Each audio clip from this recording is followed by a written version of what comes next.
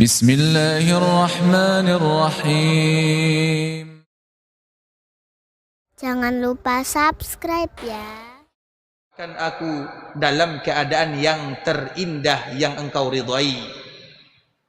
Hindarkan aku dari kehinaan dunia. Selamatkan aku dari azab akhirat. Itulah makna daripada doa yang tadi telah kita sebutkan. Maka sudah semestinya seorang muslim, mereka harus menghafal doa tersebut agar mereka dimudahkan oleh Allah dikala mereka nanti berada di alam barzakh. Karena dikala kita berada di alam barzakh, ikhwatul Islam, sebagaimana sebuah hadis yang akan kita sampaikan, idza qubiral mayyit, apabila seseorang dikuburkan, ini secara umum, qala ahadukum, atau salah seorang di antara kalian, atahu malakani aswadan, maka yang pertama kali dia jumpai adalah malaikat yang berwarna hitam. Satu namanya Munkar, yang kedua namanya Nakir. Munkar dan Nakir diambil dari kata-kata nakirah. Munkar dinamakan Munkar karena kita tidak kenal. Nakir dinamakan dengan Nakir, kita tidak pernah tahu sebelumnya. Kita tidak tahu bagaimana malaikat tersebut, bentuknya bagaimana, besarnya bagaimana, keadaannya bagaimana, kekuatannya bagaimana, kita tidak ada yang tahu. Makanya masalah perkuburan kita tidak boleh main-main. Ustaz, saya tidak takut, karena cukup nanti bagi saya membawa kalimat kertas, kemudian dimasukkan ke dalam kain kafan. Kalau ada malaikat Munkar dan Nakir yang bertanya, aku akan tunjukkan kertas ini. Emang malaikat Munkar dan Nakir itu kenal? Tidak ada orang dalam di dalam kubur, tidak ada. Orang dalam itu di dunia, ordal itu cuma di dunia. Di kuburan, malaikat tidak kenal orang dalam. Malaikat hanya tahu, jawab betul selamat, tidak betul pukulan. Itu saja yang dia tahu. Maka disebut dengan Munkar dan Nakir. Munkar itu tidak tahu, tidak kenal. Itu artinya Munkar. Kita tidak pernah kenal dia, dia juga tidak tahu siapa kita, kecuali melaksanakan tugasnya. Dapat pertanyaan, selesai. Tidak dapat pertanyaan, dipukulkan. Yang apabila pukulan itu dihadapkan kepada gunung, maka gunung akan hancur. Bagaimana kira-kira kalau dipukulkan ke jasad kita yang begitu lemah? Itulah malaikat Munkar dan Nakir. Al-aswadan, di dalam riwayat yang lain al-azraqan, warnanya biru. Terlepas daripada warna, kita tidak fokus kepada warna, tapi kita fokus kepada jawaban daripada pertanyaannya. Aswadan, azraqan. Bisa jadi yang Munkar warna aswad, warna hitam, yang Nakir warna lain, warna biru, azraq. Azraq itu warna apa, Ustaz? Azraq, biru atau hijau? Terserah warna lah ya. Yang penting dia satu hitam, satu yang lain warnanya. Kemudian dia langsung bertanya. Apa pertanyaannya? Ma taqulu fi hadzal rajul? Apa yang kamu katakan terhadap laki-laki ini? Maksudnya, siapa laki-laki ini? Fayaqul huwa Abdullah wa rasuluh, asyhadu an la ilaha illallah wa asyhadu anna Muhammadar Rasulullah. Ini pertanyaan pertama. Malaikat bertanya, ma taqulu fi hadzal rajul? Laki-laki yang diutus ini siapa dia? Tidak lain tidak bukan adalah Nabi sallallahu alaihi wasallam. Pertanyaan ini ikhwatul Islam, dan jawabannya tidak datang secara tiba-tiba. Yang kenal Nabi banyak, yang kenal Allah banyak, yang tahu agama juga banyak, tapi siapa di antara mereka yang betul-betul kenal dengan Allah? Siapa di antara kita yang betul tahu tentang agama? Siapa di antara kita yang betul-betul mengetahui tentang baginda Rasulullah sallallahu alaihi wasallam? Maka nanti akan ada di antara mereka yang mengatakan jawabannya, ma taqulu fi hadzal rajul? Apa yang kamu katakan terhadap laki-laki ini? La adri. Kenapa dia mengatakan kalimat saya tidak tahu, ujung-ujungnya tidak tahu. Orang seperti ini adalah orang yang ingin menjawab dulu seolah-olah saya tahu, namun saya tidak mau tahu. Dan itu kebanyakannya adalah kaum muslimin. Banyak di antara orang yang kenal dengan Allah, marrabbuka Allah, tapi siapa di antara kita yang tahu tentang Allah, kekuasaan Allah, keagungan Allah, nama-nama Allah, sifat-sifat Allah? Siapa yang kenal dengan Allah Azza wa Jalla? Semua kita beragama Islam, alhamdulillah. Tapi siapa yang betul-betul kenal dengan Islam? Maka nanti dikala ditanya, jawabannya ujungnya la adri. Kenapa ada kalimat Dia ingin mengeluarkan kata-kata, dulu saya tahu, tapi tidak bisa terucap dari lisannya. Ditutup, ujung-ujungnya saya tidak tahu. Dikala dia mengatakan saya tidak tahu, maka di saat itulah malaikat akan memukulkan kepadanya pukulan yang sangat luar biasa. Sebagian para ulama memberikan kiasan, kita contohkan agar kita tahu bagaimana beratnya masalah ini. Ada orang ujian, ini contohnya, ada orang ujian. Kemudian sebelum ujian, dia tidak ada persiapan sama sekali. Kemudian dia ujian, tidak lulus. Dia kecewa atau tidak? Kecewa atau tidak? Kita ulang lagi pertanyaannya. Ada orang ujian dan dia tidak belajar. Dia tahu dia akan ujian, dia tidak belajar. Dia kecewa atau tidak? Kecewa iya pasti. Tapi dia tahu dia tidak akan lulus karena dia tidak belajar. Ada orang ujian, misalnya anggaplah ini ujian, dibaca lewat seperti itu saja. 1, 2, 3. Kemudian pas ujian, dikala dia ingin menjawab pertanyaannya, dia mengatakan seolah-olah aku tahu jawabannya, tapi kira-kira apa ya? Karena dia hanya sekedar lewat saja. Yang kecewa, yang paling kecewa, yang pertama atau yang kedua? Yang pertama atau yang kedua? Itulah. Kita kenal dengan Allah, tapi kita tidak tahu. Kita kenal dengan agama, tapi kita tidak tahu. Jauh dari agama. Tidak mau belajar. Kita tahu tentang Nabi, namanya Muhammad, tapi kita tidak mau tahu tentang Nabi SAW. Itulah ibarat orang yang kedua. Kecewanya kuadrat.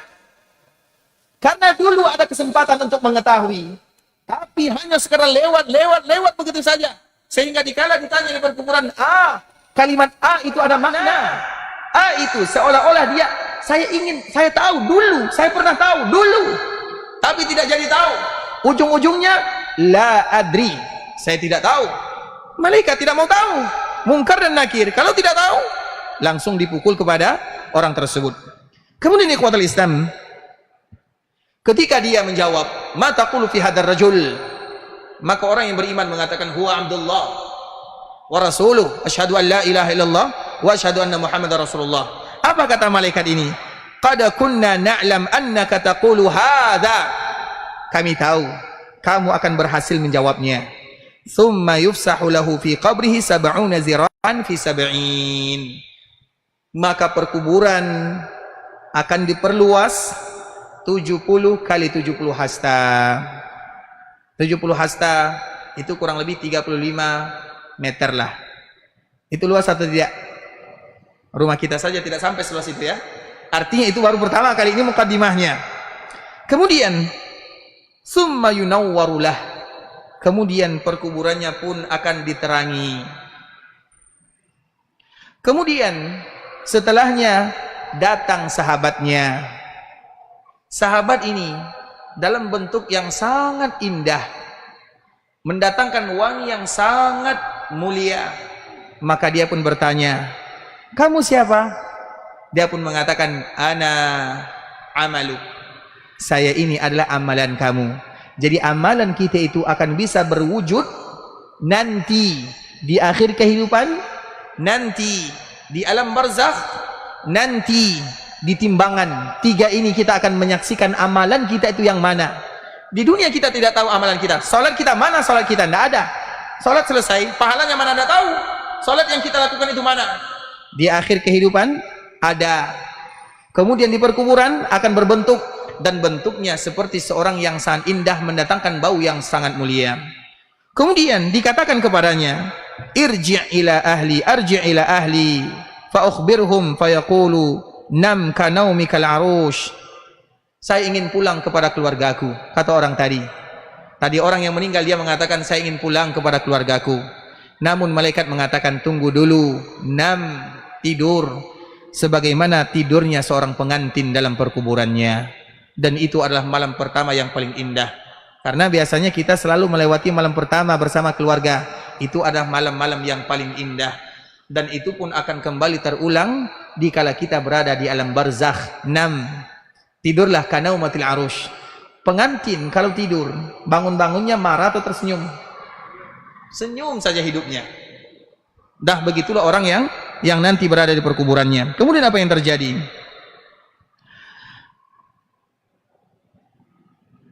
Wa in kana munafiqa, kalau seandainya orang itu adalah orang munafik atau orang fasik atau orang yang keluar daripada ketaatan kepada Allah Subhanahu wa taala, maka dia pun ditanya dengan pertanyaan yang sama. Apa jawabannya? Sami'tun nasa yaqulun faqultu mislahu la adri. Dulu seolah-olah aku tahu jawabannya. Siapa ini? Aku tahu tapi tidak tahu. Tahu tapi tidak tahu. Tahu agama Islam tapi tidak tahu. Tahu Nabi tapi tidak tahu. Tahu Allah tapi tidak tahu. Dulu aku tahu. Aku sering mendengarkan, kata dia. Kemudian fayaqulan, malaikat yang tadi berwarna hitam dan berwarna biru, mereka mengatakan qad kunna na'lam, kami sudah tahu kamu akan mengatakan seperti itu. Fayuqalu lil ard, maka dikatakan kepada bumi, wahai bumi, i'talimi alai, sempitkan dia. Fatal ta'im alaihi fatakhtalifu fiha adla'uhu, maka bumi pun disempitkan. Dikala bumi disempitkan, maka patah tulang belulangnya. Fala yazalu fiha mu'azziban hatta yab'atsuhumullah, dan dia akan senantiasa diperlakukan demikian sampai nanti dibangkitkan oleh Allah Subhanahu wa taala. Maka di antara fitnah perkuburan yang pertama kali adalah himpitan, dan semua manusia akan mengalaminya. Bahkan Nabi SAW mengatakan, kalau ada di antara kalian yang selamat dari himpitan kubur, maka yang selamat itu adalah Sa'ad bin Mu'az. Sa'ad bin Mu'az, ada Sa'ad bin Mu'az, ada Sa'ad bin Ubadah. Sa'ad bin Mu'az atau Sa'ad bin Ubadah, dua orang sahabat pemimpin dari penduduk Madinah. Dikala meninggal, apa yang terjadi? Arasy Allah bergetar, saking cintanya Allah kepada dirinya. Meninggal sebagai seorang syuhada. Kemudian apa kata Nabi? Kalau ada di antara kalian yang selamat, maka yang selamat adalah Sa'ad. Artinya tidak ada yang selamat. Semua akan dihimpit oleh perkuburan. Lantas apa perbedaannya seorang mukmin dengan orang munafik? Kalau seorang mukmin dikala dihimpit oleh perkuburan, itu hanya ujian pertama. Kemudian setelahnya akan diperluaskan untuknya perkuburannya. Itu di antara makna yang disebutkan oleh para ulama. Di antara makna yang lain, seorang mukmin dikala dihimpit dengan perkuburan, seolah-olah ia ibarat orang yang sedang didekap oleh ayah dan ibunya. Ibu kita dikala kita dipeluk oleh ibu, semakin enak semakin tidak enak, semakin kita merasakan kehangatan, kita merasakan kecintaan. Begitu juga dengan bumi. Jadi orang yang dihimpit oleh bumi semuanya tanpa terkecuali. Hanya saja seorang mukmin ibarat seorang yang dipeluk oleh ibunya, merasakan kehangatan, merasakan kenyamanan. Sedangkan orang yang tidak mukmin, maka tulang belulangnya akan masuk ke satu dengan yang lainnya. Artinya patah tulang belulangnya, menusuk dagingnya, habis dia diazab oleh Allah di sana, hatta yab'atsuhullah, sampai nanti dia dibangkitkan oleh Allah Subhanahu wa taala di akhirat. Maka dari situlah ikhwatul Islam, fitnah perkuburan, fitnah yang kita tidak bisa lari darinya. Sehingga Utsman bin Affan dikatakan kepadanya, ya Utsman, tabki min hadha, apakah engkau menangis dengan perkuburan? Karena Utsman dikala diceritakan kepadanya tentang perkuburan, ini perkuburan, begini bentuknya, ini malaikatnya, ini pertanyaannya, tabki min hadha, engkau menangis dikala diceritakan tentang perkuburan? Maka Utsman mengatakan, ajal, iya, aku menangis. Innal qabra awwalu manzilin min manazilil akhirah, karena perkuburan adalah awal kita melangkah menuju jenjang akhirat. Fa in najah, kalau kita selamat, yang setelahnya akan lebih mudah. Tapi kalau seandainya kita gagal, maka kita akan mendapatkan kesulitan yang begitu rumit setelahnya. Maka di antara salah satu yang melunakkan hati kita adalah dengan berziarah ke perkuburan. Mau tidak mau, tinggal menunggu antrian. Kita ini sedang antri, semua kita akan masuk, tinggal menunggu antri. Giliran siapa yang pertama, giliran yang kedua, yang ketiga kita tidak tahu. Dan di antara salah satu yang harus kita persiapkan adalah bagaimana kita berbekal, dan tidak ada bekal yang paling mulia kecuali ketaatan kepada Allah Subhanahu wa taala. Dan di antara salah satunya kita bermohon berharap meminta kepada Allah agar kita ditutup usianya dalam keadaan husnul khatimah, dan salah satu doanya Allahumma ahsin aqibatana fil umuri kulliha wa ajirna min khizyid dunya wa azabil akhirah. Sudah hafal doanya? Sudah hafal? Baik, kita baca dulu sama-sama ya. Allahumma ahsin aqibatana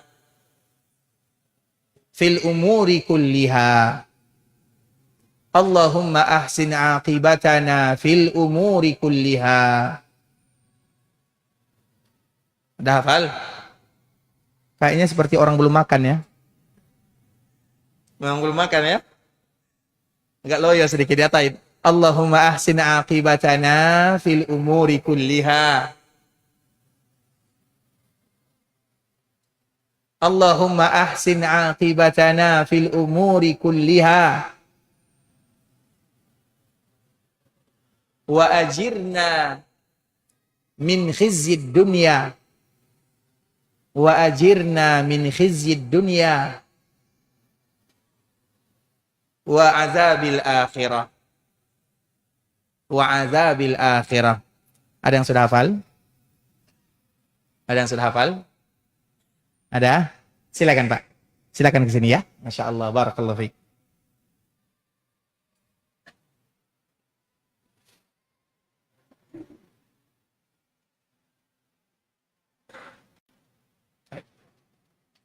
Allahumma ahsin aqibatana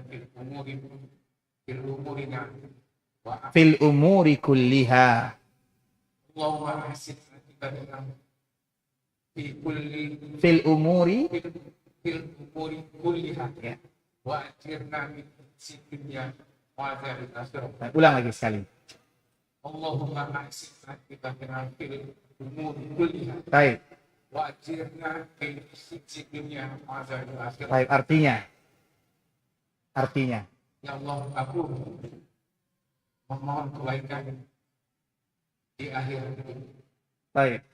Itu dan perlindungan dari fitnah dunia dan azab akhirat. Ini betul artinya seperti itu.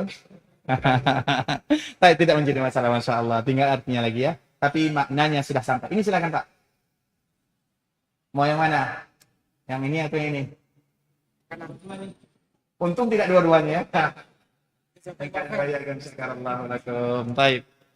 Sudah hafal semuanya?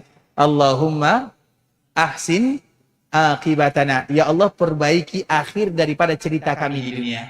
Karena bagaimanapun suatu saat nanti kita akan tutup usia, tutup lembaran, tutup buku, dan kita menginginkan agar tutup buku kita yang terbaik. Maka kita bermohon kepada Allah, Allahumma ahsin, perbaiki. Allahumma ahsin aqibatana fil umuri kulliha wa ajirna min khizyid dunya. Ya Allah, lindungi kami dari kehinaan dunia, wa azabil akhirah, dan lindungi kami dari azab akhirat. Taib, barakallahu fikum ikhwatul Islam. Semoga apa yang kita sampaikan memberikan manfaat kepada kita bersama. Dan mungkin kita buka dulu sesi tanya jawab ya, kalau seandainya diizinkan oleh panitia. Tapi sepertinya panitia tidak mengizinkan. Boleh Ustaz buka tanya jawab? Boleh kata panitia, silakan. Baik. Kalau ada yang ingin bertanya dipersilakan. Silakan Pak.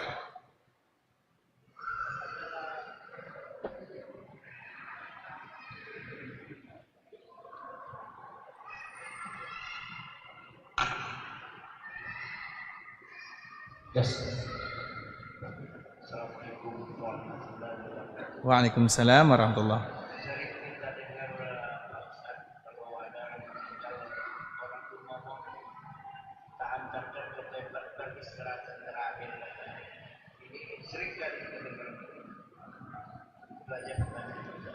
Barakallahu fikum. Apa hukum kita mengucapkan atau sering kita mendengarkan kalau ada yang meninggal, ayo kita sama-sama mengantarkan ke tempat peristirahatan terakhir. Kalimat ini sebenarnya kalimat yang betul tapi salah. Betul tapi salah. Betul ikhwatul Islam bagi mereka yang beriman kepada Allah Subhanahu wa taala, yang banyak bekalnya, karena memang itulah Sehingga Imam Ahmad, ikhwatul Islam, Imam Ahmad, seorang imam yang mungkin tidak dikenal wajahnya, tapi harum namanya, dia selalu dihinakan, disiksa, dianiaya, banyak perjuangannya. Bahkan salah satu siksaan yang paling berat beliau rasakan, beliau pernah memasuki penjara selama 28 bulan lamanya. Dan di antara salah satu yang membuat dia kuat, ini sedikit cerita tentang Imam Ahmad ya. Kebetulan dikala masuk penjara, kawannya di dalam penjara adalah seorang pencuri. Kawannya di dalam penjara adalah seorang pencuri. Kemudian pencuri ini melihat, karena Imam Ahmad itu setiap masuk penjara bukan hanya masuk, setiap hari dipukul. Pukulan ini, sebahagian para ulama menyebutkan pukulan ini kalau dihadapkan kepada hewan, dihadapkan kepada onta, maka onta itu akan tumbang. Mana yang lebih kuat, onta atau manusia? Onta itu kalau dia marah bisa membunuh. Makanya Allah menyebutkan afala yanzuruna ilal ibil kaifa khuliqat. Tidakkah kalian tahu bagaimana onta diciptakan? Kalau onta marah itu bahaya. Artinya onta itu kuat. Para ulama menyebutkan kalau seandainya pukulan ini dihadapkan kepada onta akan tumbang. Tapi Imam Ahmad coba bayangkan bagaimana kekuatan yang Allah berikan kepadanya. Pertanyaannya, dari mana kekuatan ini berasal? Dari seorang pencuri. Dikala Imam Ahmad masuk penjara, apa kata pencuri ini? Asbiru ya Abu Abdillah. Karena Imam Ahmad ini dipanggil dengan Abu Abdillah. Anaknya ada dua. Yang pertama Abdullah, yang kedua Saleh. Tapi yang terkenal adalah Abdullah. Dia mengatakan, ya Abu Abdillah, asbiru ala sabili syaitan, wala tasbiru ala sabilir rahman. Wahai Abu Abdillah, saya saja sabar berada dalam penjara, dan jalan saya ini adalah jalan syaitan. Karena dia mencuri. Tidakkah engkau sabar sedangkan engkau berada di jalan Ar-Rahman? Apa kata Imam Ahmad? Kalimat ini membuat aku mendatangkan energi baru. Semenjak itulah aku kuat. Padahal seorang pencuri. Makanya nasihat jangan pernah dianggap remeh dari siapapun. Kadang-kadang ada kata-kata hikmah, kadang dari orang yang mungkin kita anggap tidak baik, itu tidak boleh diremehkan. Makanya Imam Ahmad mengambil pendapat atau mengambil kekuatan dari kalimat ini. Asbiru ala sabili syaitan. Saya saja bersabar dan saya melakukan jalannya syaitan, berada di jalan syaitan, dan engkau tidakkah sabar dan engkau berada di jalan Ar-Rahman? Maka di saat itulah Imam Ahmad menjadi kuat. Nah, kemudian Imam Ahmad mengatakan kepada orang-orang yang menganiaya dirinya, bainana wa bainakum yaumal janaiz.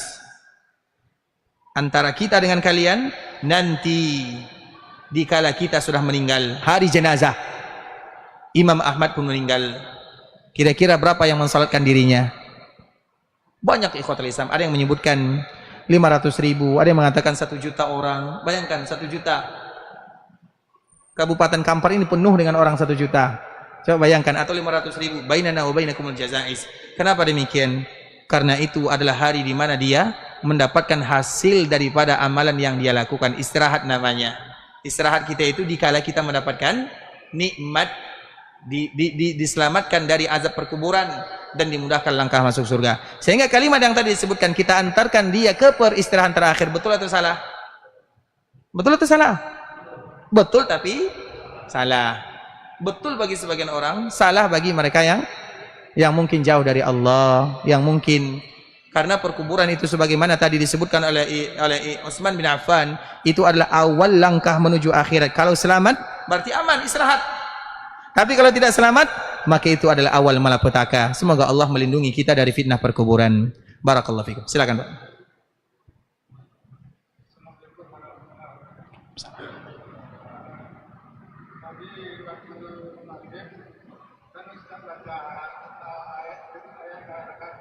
Ya.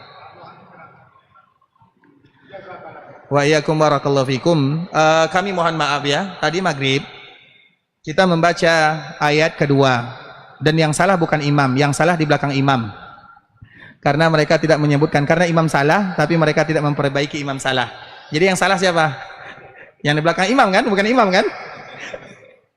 Tapi resiko di belakang imam. Innal ladzina amanu wa 'amilus salihati sayaj'alu lahumur rahmanu wudda. Sesungguhnya orang-orang yang beriman dan beramal saleh, akan kami datangkan, kami tanamkan di dalam hatinya kasih sayang. Makanya beriman kepada Allah, yang beriman kepada Allah, yang beriman kepada Rasulullah, maka mereka akan sayang kepada kaum muslimin yang lainnya. Maka dari situlah keluar hadis Nabi sallallahu alaihi wasallam, al-muslim man salimal muslimuna min lisanihi wa yadihi. Sifat seorang muslim itu adalah orang yang selamat dari lisannya. Artinya kita tidak boleh waqi'ah kepada muslim yang lain. Waqi'ah itu artinya mencela. Sejahat apapun kaum muslimin, maka doakan dia. Jangan pernah mengatakan kamu ini jahat, kamu seperti itu, kamu. Bukan seorang muslim namanya. Selamat dari lisannya, selamat dari lidahnya, selamat dari tangannya. Itu adalah seorang mukmin, seorang muslim. Maka itulah makna daripada firman innal ladzina amanu. Kalau kita betul-betul beriman wa amilus salihat, dan kita melakukan amalan saleh, saya ja'alul lahumur rahmanu wudda. Wudda itu tingkat cinta yang luar biasa, cinta kepada sesama karena keimanan kepada Allah Subhanahu wa taala. Dan itu sama dengan makna yang lain ya. Di dalam Al-Qur'an Allah menyebutkan Muhammadur Rasulullah walladzina ma'ahu asyidda'u 'alal kufar ruhama'u bainahum. Di antara sifat seorang mukmin, ingat kalau kita mengaku seorang mukmin, mereka tidak berlemah lembut, asyidda, kuat kepada orang yang bukan muslim, berlemah lembut kepada sesama muslim. Jangan pernah jadikan saudara kita sebagai musuh. Sejahat apapun mereka, bagaimanapun mereka, mereka tetap saudara kita seiman dan setakwa kepada Allah Subhanahu wa taala. Itu di antara maknanya. Fa inna ma yassarnahu bilisanika litubashshira bihil muttaqin wa tunzira bihi qauman ludda. Kemudian Allah menceritakan tentang umat-umat sebelumnya, memberikan kabar gembira kepada orang-orang yang bertakwa, dan kembali mengingatkan kita kepada orang-orang yang durhaka kepada Allah Subhanahu wa taala. Seolah-olah ayat ini mengatakan orang-orang yang durhaka itu mana? Yang dulu berbuat maksiat mana? Contoh misalnya kaum Luti, LGBT, dulu mana? Di zaman Nabi Lut, mereka sekarang mana? Kemudian orang-orang yang curang dalam timbangannya mana? Abu Jahal mana? Abu Lahab mana? Orang yang ingkar kepada agama mana? Mereka yang menghinakan Allah mana? Kalian tidak akan lagi dengar tentang mereka. Habis sudah, selesai urusannya. Tinggal mereka menerima hasil daripada amalannya. Begitu juga nanti kita. Orang-orang yang datang setelah kita akan bercerita tentang kita. Mana dulu orang-orang yang beriman dan bertakwa kepada Allah Subhanahu wa taala? Mereka sudah mendapatkan hasil daripada kerjanya. Mana dulu orang-orang yang bermaksiat kepada Allah Subhanahu wa taala? Dan selalu kita mengatakan yang lelah dalam ibadah bukan hanya kita. Yang penat salat bukan kita. Yang penat berpuasa bukan hanya kita. Sudah banyak umat-umat sebelumnya. Sudah banyak generasi-generasi sebelumnya. Sekarang mana mereka? Mereka tinggal mengambil hasil daripada apa yang mereka lakukan. Tinggal cerita. Tapi cerita mereka cerita yang dinukil dengan tinta yang indah. Mereka yang berbuat maksiat, mereka yang jauh dari Allah, mereka yang durhaka kepada orang tua, mereka yang jahat lisannya, mana? Habis. Semuanya habis. Kita tidak mendengarkan cerita mereka kecuali keburukan yang mereka lakukan. Seolah-olah mengingatkan kepada kita bersama, orang yang beriman, orang yang beramal saleh, maka ukirlah tinta kebaikan dalam kehidupan dunia, sehingga tinta kebaikan tersebut memberikan pelajaran dan manfaat kepada generasi-generasi yang datang setelahnya. Kita pasti selalu bercerita tentang kakek kita, nenek kita, bagaimana mereka rajin beribadah, bagaimana banyak cerita-cerita kita tentang orang-orang terdahulu. Barakallahu fikum. Ini mungkin di antara sedikit makna yang bisa kami sampaikan. Jazakumullahu khairan. Taib, yang lain silakan Pak. Ini masih boleh nih? Izin sama panitia dulu nih. Taib, silakan.